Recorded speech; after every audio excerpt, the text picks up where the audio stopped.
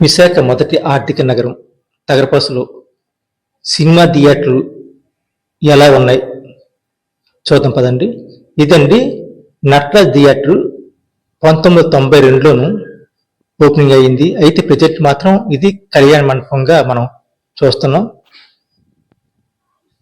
అంటే ఇక్కడి నుంచి మనం ముందుకెళ్తే సప్తగిరి థియేటర్ ఉందండి.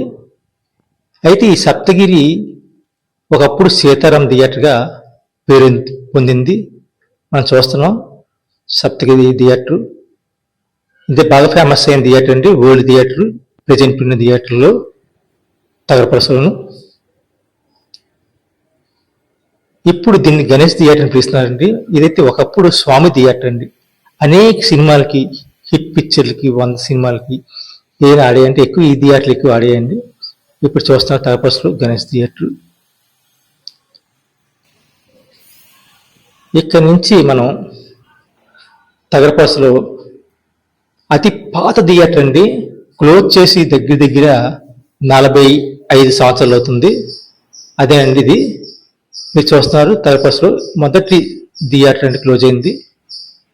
మీరు చూస్తున్నారు థియేటర్ని. ఆ స్థానంలో కొత్తగా బిల్డింగ్ వెలిసింది. ఇది భీమిలి నుంచి తగరపరసకు వచ్చే దారిలో ఉంది. ఇది మీరు చూస్తున్నారు తగరపరస సినిమా థియేటర్లు.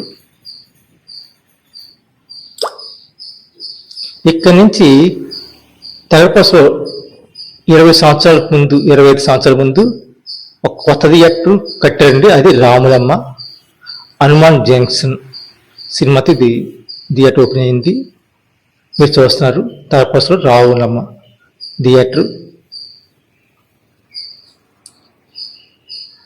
ఈ విధంగా తగరపరస సినిమా థియేటర్ ఉంటుండగా ఇంకొక థియేటర్ ఉన్నదండి. ఆ థియేటర్ కూడా మీకు చూపించబోతాను.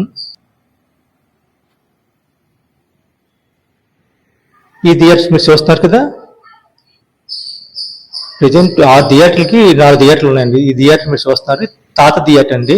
ఇది 1980లోనే ఇది ఓపెనింగ్ అయ్యింది. అప్పటి సూపర్ స్టార్ అనుకోండి అక్కినేని నాగేశ్వరరావు గారు దీనికి అప్పట్లో ఓపెనింగ్ చేశారు 1980లోను. ఈ విధంగా తగరపరస థియేటర్లు మనం చూసాం.